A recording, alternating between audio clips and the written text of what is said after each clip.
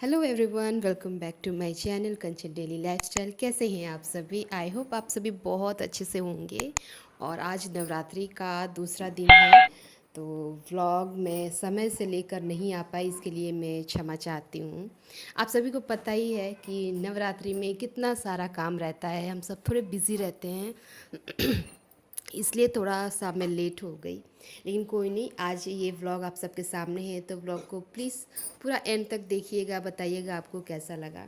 सुबह 5 बजे उठी थी मैं, तो सबसे पहले फ़्रेश होके ना मैं मंदिर में ही घुसती हूँ, जहाँ मैंने बेडरूम में, जहाँ पे मैंने माता रानी की स्थापना करी है, वहाँ पे मैं जाती हूँ और सबसे पहले वहाँ की क्लीनिंग करती हूँ। जहाँ पे माता रानी विराजमान रहती है वो जगह, वो पूरा घर मंदिर की तरह ही हो जाता है। तो मंदिर की क्लीनिंग करने के बाद मैंने चाय बनाई, मैं और सुशील जी दोनों ने मिलकर चाय पी। उसके बाद मैं वापस से क्लीनिंग में लग गई, घर के जो बाकी हिस्से हैं उनको क्लीन करने में। सिर्फ मंदिर में ना, जहाँ पे मैंने दुर्गा माँ को बिठाया है वहाँ पे मैं झाड़ू नहीं लगाती हूँ, वहाँ पे पूरा बेडरूम हाथ से ही क्लीन करती हूँ। वैसे मेरा बेडरूम बहुत बड़ा है, तो उसको पूरा बेडरूम में हाथ से ही क्लीन करती हूँ।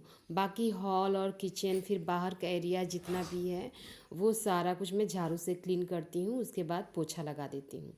तो यहाँ पे मैं वही कर रही हूँ। देखिए, फ़ैन ऑफ होते ही ना बच्चों को अब थोड़ी थोड़ी नींद खुल रही है शिवी तो देखने लगा कि फ़ैन क्यों ऑफ हो गया, तो मैंने कहा भी कि अब उठ जाओ। वैसे टाइम नहीं हुआ था, और उसको मैं 7 बजे उठाऊंगी, तो अभी मैंने उनको ऐसे ही छोड़ते हुए छोड़ दिया था। उसके बाद मैंने बाहर का पूरा एरिया क्लीन करा, और क्लीनिंग करने के बाद बाहर का जो मेन गेट होता है उसको अच्छी तरह से धोया, धोकर रंगोली बनाई। उसके बाद जहाँ जहाँ मुझे चौखट की तरह दिखता है वहाँ वहाँ भी मैं छोटी छोटी सी रंगोली बना देती हूँ। अब 9 दिन मेरा यही काम रहेगा, मैं रंगोली ज़रूर बनाऊँगी हर जगह। और ये मुझे अच्छा भी लगता है, बड़ी शांति से मिलती है, खुशी मिलती है मुझे ये सब करने से।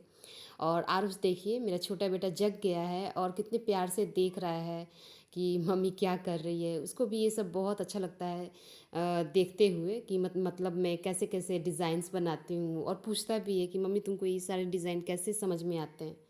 तो मैं कहती हूँ कि मुझे खुद को नहीं पता जैसे बनता है मैं बना देती हूँ। और ये सब करना मुझे सच में बहुत ज़्यादा पसंद है।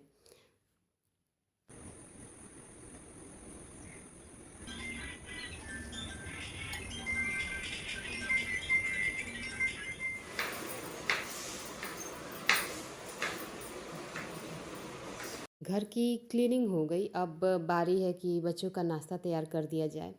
तो मेरा तो मन करता है नवरात्रि में कि क्लीनिंग करने के बाद सीधे नहा कर आओ और पूजा में लग जाओ, मन करता है ऐसा ही करूं। लेकिन जैसे टाइम रहता है ना, वैसा काम करना चाहिए, तो मुझे अभी उतना टाइम नहीं है कि मैं जाकर नहा कर आऊँ और पूजा करूँ। हम गृहिणियों के लिए उनका काम ही, उनका घर संभालना, बच्चों के लिए खाना तैयार करना, हर काम सही वक्त पे करना, यही उनकी पूजा होती है। तो मैंने यहाँ पे बच्चों के लिए ब्रेकफास्ट बनाना सबसे पहले ज़रूरी रहता है मेरे लिए, तो मैंने वो काम करा। और यहाँ पे आरुष के लिए लंच पैक रेडी कर दिया है मैंने। सेंड करना है, दवाई भी खाना है, बोल।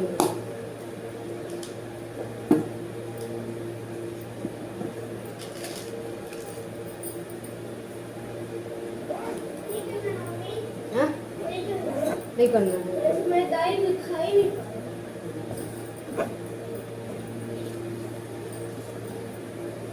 और क्या बोल रही हो?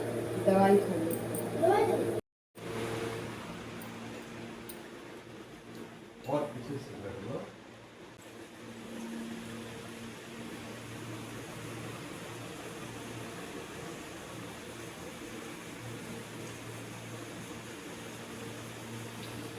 तो देखा आपने, सबको मैंने स्कूल और ऑफिस भेज दिया है।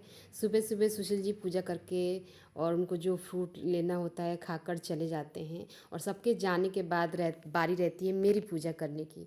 और सच मानिए, सबके जाने के बाद ही मुझे कोई काम नहीं रहता है, मैं इत्मीनान से, बड़ी शांति से अपनी पूजा करती हूँ। मुझे किसी चीज़ की टेंशन नहीं रहती है कि मुझे ये काम करना है, उनकी दवाई देनी है, उनका खाना देना है।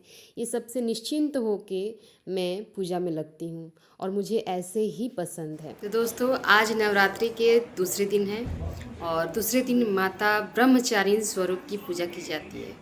ब्रह्मचारिणी कौन है, क्या है, क्या आप लोग थोड़ा जानते हो इसके बारे में? ज़रूर जानते होंगे। तो मैं भी थोड़ा बहुत जानती हूँ, बहुत ज़्यादा जानकारी नहीं है, लेकिन इतना मैं जानती हूँ कि वो अनमैरिड हैं, जो शादीशुदा नहीं है इस स्वरूप में, और वो शिव जी को पाने के लिए ना कठिन तपस्या करती हैं और वो हमें सिखाती हैं कि हमें अपनी लाइफ में जो कुछ भी चाहिए उसके लिए मेहनत करना है, सब्र के साथ अंदर पेशेंस रखना है, उतावला नहीं होना है। हर चीज़ को, जिसे एक लालसा होती है ना कि हमें मेहनत कर रहे हैं और जब कोई चीज़ हमें नहीं मिलती है तो हम लोग बहुत ज़्यादा उदास हो जाते हैं, रोने लग जाते हैं, गुस्से में आ जाते हैं। बहुत मतलब ये रहता है कि हमारे साथ ऐसा क्यों हो रहा है, हमें वो चीज़ मिल क्यों नहीं रही, हमने इतना मेहनत किया। लेकिन नहीं, हमें ये चीज़ का त्याग करना है। ये सिखाती है माता ब्रह्मचारिणी कि हमें अपने लक्ष्य के प्रति पूरा समर्पित रहना है, सिर्फ मेहनत करनी है। अगर हमारी मेहनत सच्ची है तो हमें वो लक्ष्य ज़रूर मिलेगी। हमें अपने लक्ष्य के लिए बस उस पे ध्यान देना है। हम कितना मेहनत कर रहे हैं, किस तरह से कर रहे हैं, उस पे ध्यान नहीं देना है। बस हमें लक्ष्य पे ध्यान देना है और अंदर संयम रखना है, तपस्या करना है। सबके लाइफ में कुछ ना कुछ है और सब उसके लिए मेहनत भी करते हैं। तो बस हमें अपने मेहनत पे ध्यान देना है और करते रहना है, रुकना नहीं है। मंजिल ज़रूर मिलेगी। माता ब्रह्मचारिणी का आशीर्वाद हम सब पे बना रहे। मैं अब जा रही हूँ, पूजा मैंने कर ली, अब जा रही हूँ अपना पारण करने, व्रत खोलने। कल से व्रत में थी तो अभी तक नाश्ता नहीं किया था, अब जा रही हूँ नाश्ता करने। ये बनाया था आज मैंने नाश्ते में, देखिए,